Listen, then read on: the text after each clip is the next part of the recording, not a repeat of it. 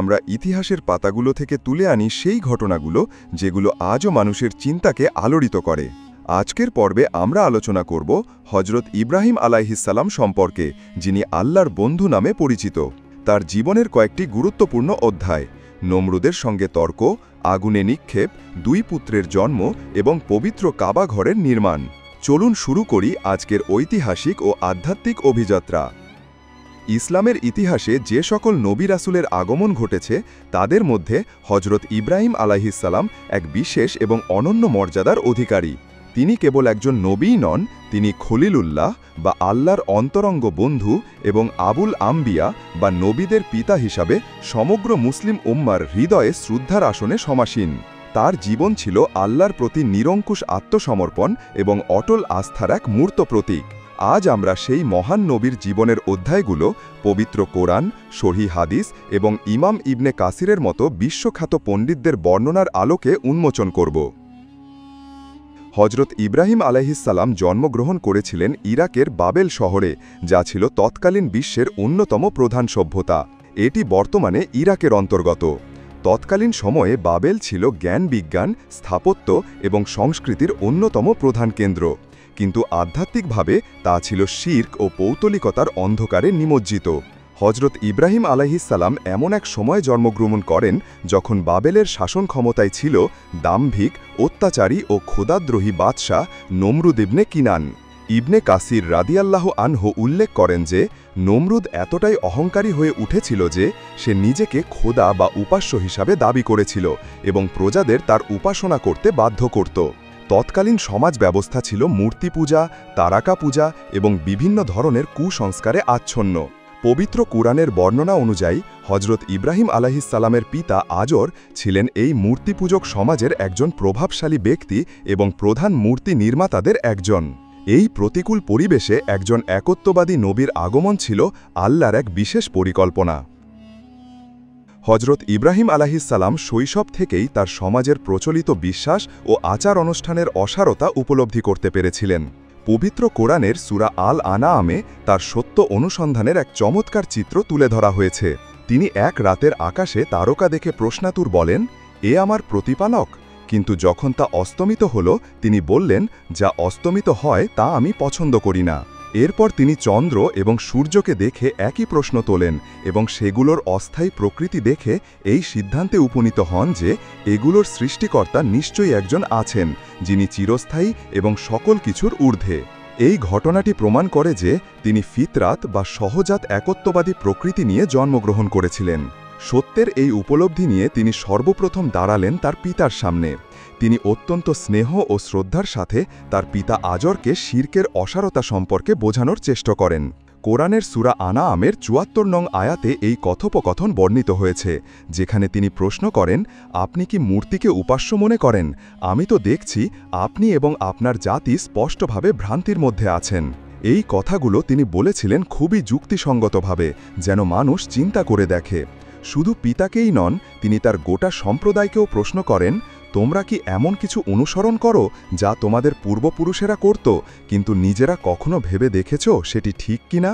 তিনি বোঝাতে চেয়েছিলেন কোনো কাজ শুধু এ কারণে সঠিক হতে পারে না যে সেটা বহু পুরনো কিংবা পূর্বপুরুষেরা করেছে।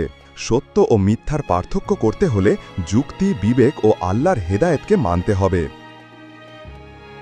যখন যুক্তিপূর্ণ কথা বলেও হজরত ইব্রাহিম আলাইহিসসালাম তার জাতিকে সঠিক পথে আনতে পারলেন না, তখন তিনি একটি বৈপ্লবিক পদক্ষেপ নেওয়ার সিদ্ধান্ত নিলেন।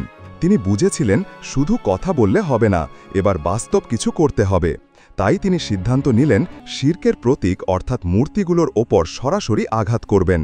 কোরআনের সূরা আম্বিয়ার ৫১ থেকে ৭০ নং আয়াত এবং ইবনে কাসিরের আল বিদায়া ওয়ান নিহায়া বইতে এই ঘটনার বিস্তারিত বর্ণনা পাওয়া যায়। একদিন শহরে উৎসব হচ্ছিল, সবাই শহর ছেড়ে বাইরে চলে যায়। তখন ইব্রাহিম আলাইহিসসালাম একা সুযোগ পান। তিনি গিয়ে মূর্তি পূজার সেই উপাসনালয়ে প্রবেশ করেন। তারপর তিনি সব মূর্তি ভেঙে ফেলেন, কেবল সবচেয়ে বড় মূর্তিটা অক্ষত রাখেন আর কাঁধে ঝুলিয়ে দেন সেই কুড়ালটা যেটা দিয়ে ভাঙা হয়েছিল বাকিগুলো। লোকেরা ফিরে এসে মূর্তিগুলোর এমন অবস্থা দেখে ভীষণ রেগে যায়। তখন তারা ইব্রাহিম আলাইহিসসালামকে ধরে আনে এবং জিজ্ঞেস করে, হে ইব্রাহিম, তুমি কি এই কাজ করেছ আমাদের উপাস্যদের সাথে? ইব্রাহিম আলাইহিসসালাম উত্তরে বলেন, এই বড় মূর্তিটাই তো করেছে, ওকে জিজ্ঞেস করো যদি সে কথা বলতে পারে। এই ঘটনা আসলে কোনো নিছক ধ্বংস নয়, এটা ছিল এক সুপরিকল্পিত প্রতিবাদ।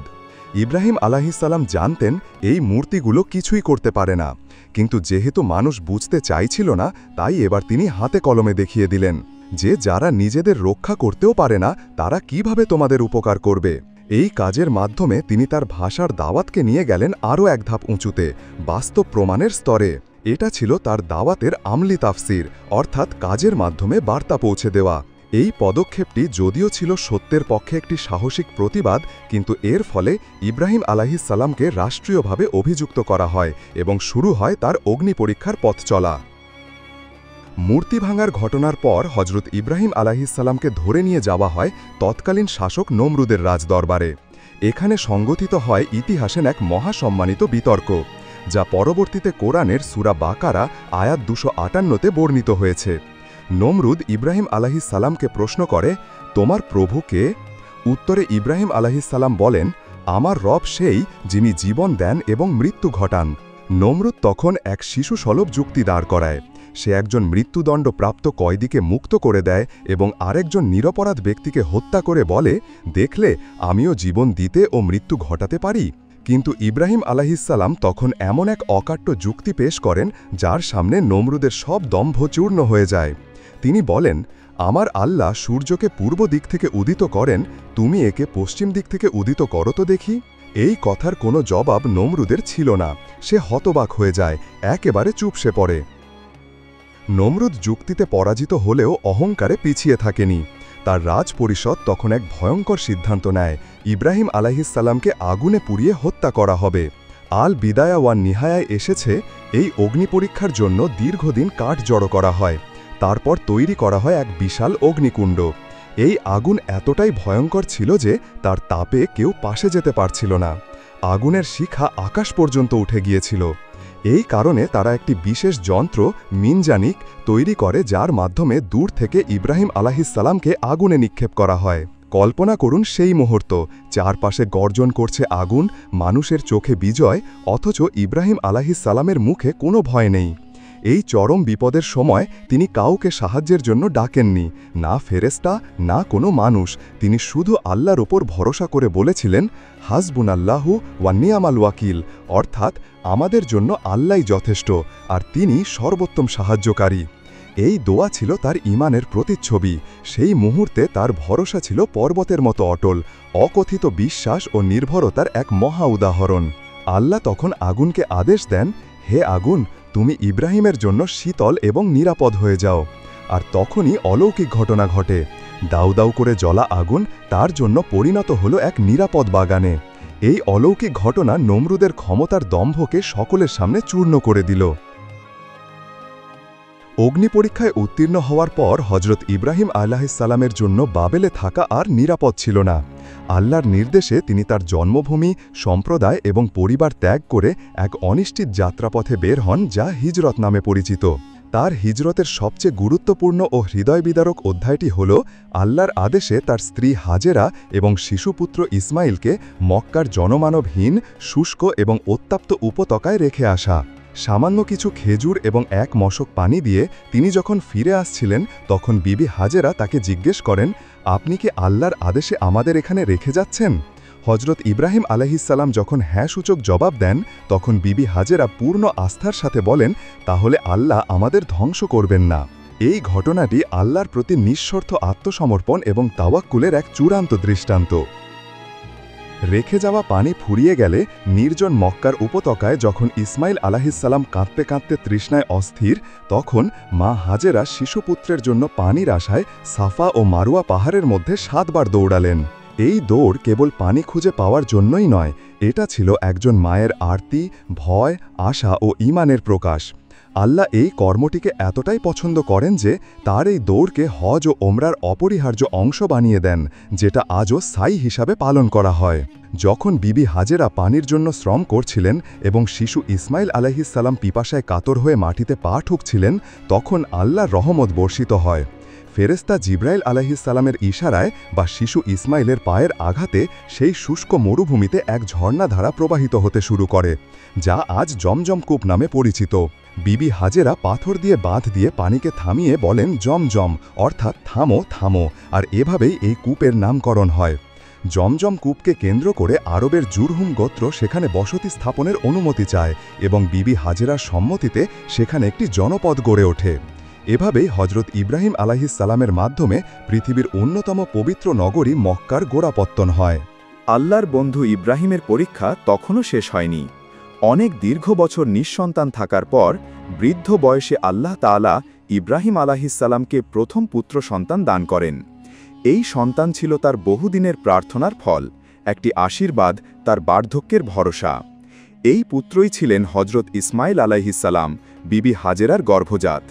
আল বিদায়া ওয়া নিহায়া ও বিভিন্ন তফসিরে এসেছে, এই সন্তান যখন কিশোর হয়, পিতার সঙ্গে হাঁটাচলা করার মতো বয়সে পৌঁছে, তখন ইব্রাহিম আলাইহিসসালাম এক গভীর পরীক্ষার সম্মুখীন হন। এক রাতে তিনি একটি স্বপ্ন দেখেন, যেখানে তাকে আদেশ দেওয়া হয় নিজের ছেলেকে কোরবানি করতে। মনে রাখতে হবে, নবীদের স্বপ্ন কোনো সাধারণ স্বপ্ন নয়, এটা আল্লাহর পক্ষ থেকে প্রেরিত ওহী। এই স্বপ্ন ৩ দিন ধরে বারবার দেখা হয় এবং তখন ইব্রাহিম আলাইহিসসালাম নিশ্চিত হন যে এটা আল্লাহর পক্ষ থেকেই নির্দেশ। তখন ইব্রাহিম আলাইহিসসালাম তার পুত্র ইসমাইল আলাইহিসসালামকে বলেন, বাবা, আমি স্বপ্নে দেখছি আমি যেন তোমাকে কোরবানি করছি, তুমি কি মনে করো? তখন কিশোর ইসমাইল আলাইহিসসালাম বিন্দুমাত্র ভয় না পেয়ে বলে, আব্বা, আপনাকে যা আদেশ করা হয়েছে তাই করুন, ইনশাআল্লাহ আপনি আমাকে ধৈর্যশীলদের অন্তর্ভুক্ত পাবেন। একটি ছেলে যে কিনো তোর বাবাকে জীবনে সবচেয়ে বেশি ভালোবাসে, সে নিজেই বলছে আমাকে কোরবানি করে ফেলুন যদি আল্লাহ তাই চান। এটা ছিল আল্লাহর প্রতি পূর্ণ আত্মসমর্পণ ও আস্থা। এই পিতা-পুত্র দুজনই যখন পুরোপুরি প্রস্তুত হয়ে যান আল্লাহর আদেশ মানতে, তখন ইব্রাহিম আলাইহিসসালাম চোখ বেঁধে ইসমাইল আলাইহিসসালামকে শুইয়ে দেন। কিন্তু সেই ছুরি কাটে না, কারণ আল্লাহ কোরবানি গ্রহণ করেছেন। সূরা আস-সাফফাতের ১০৪ থেকে ১০৬ নং আয়াতে আল্লাহ বলেন, হে ইব্রাহিম, তুমি তো সত্যিই স্বপ্নকে বাস্তব করে দেখালে। আমরা এমনিভাবেই সৎ কর্মশীলদের পুরস্কৃত করে থাকি। নিশ্চয়ই এটি ছিল এক সুস্পষ্ট পরীক্ষা।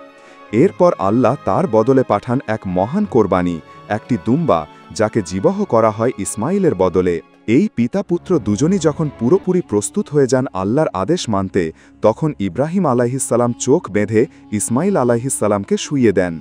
কিন্তু সেই ছুরি কাটে না, কারণ আল্লাহ কোরবানি গ্রহণ করেছেন। আল্লাহ বলেন, হে ইব্রাহিম, তুমি তো সত্যিই স্বপ্নকে বাস্তব করে দেখালে। আমরা এমনিভাবেই সৎ কর্মশীলদের পুরস্কৃত করে থাকি।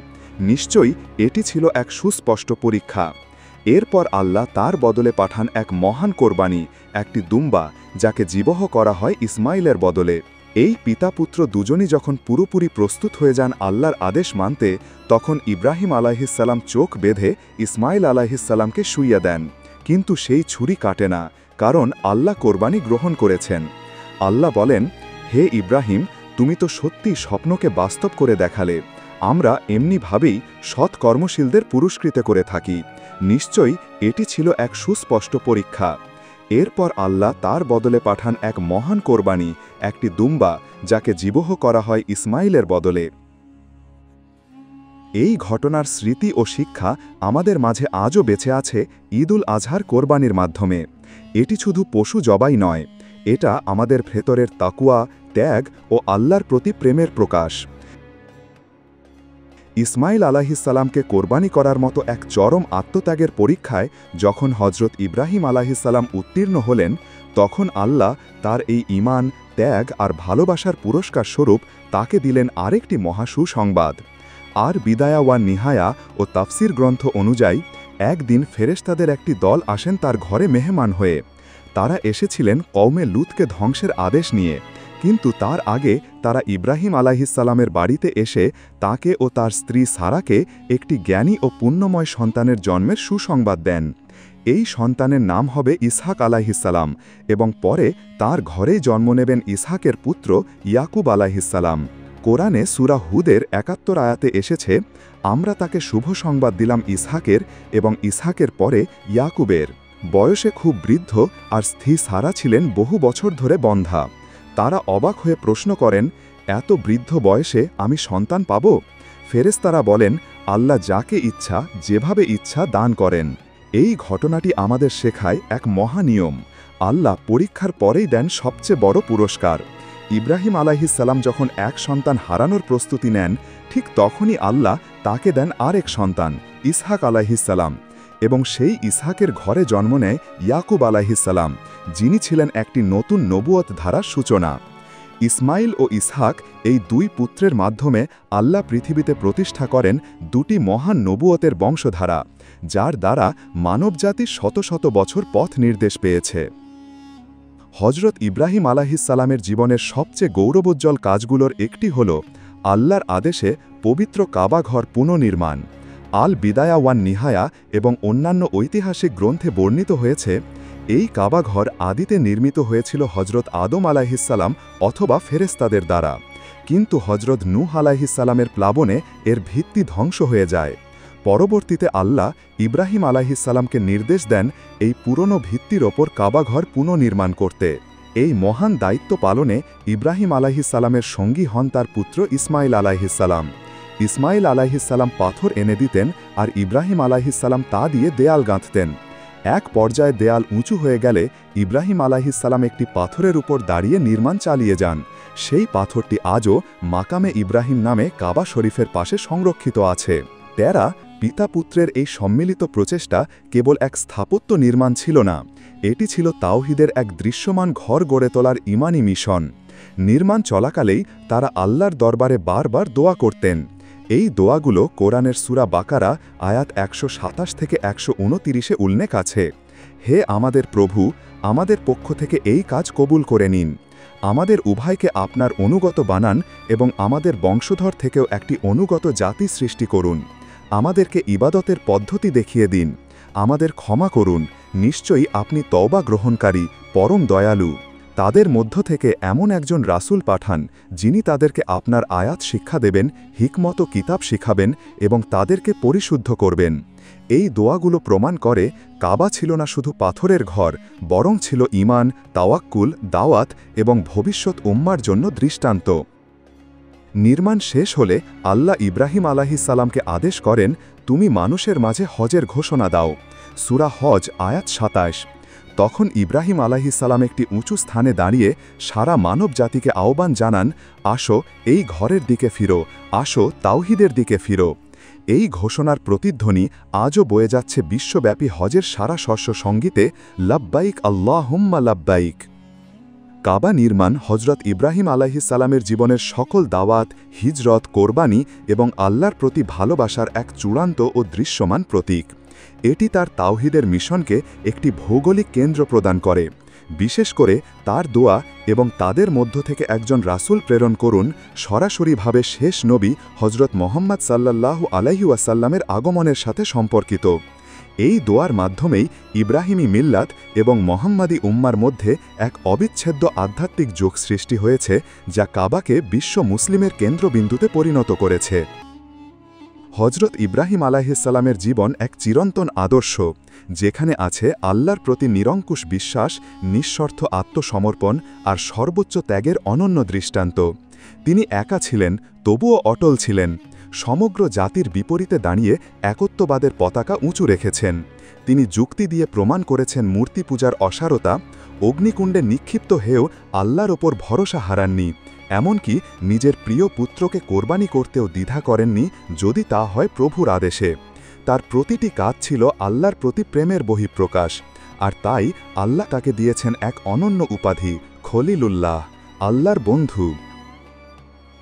ইসলামের ইতিহাসকে নতুনভাবে জানার এক অনন্য প্রয়াস। এই ভিডিওটি যদি আপনার ভালো লেগে থাকে তাহলে লাইক দিন, কমেন্ট করুন আপনার মতামত আর সাবস্ক্রাইব করতে ভুলবেন না।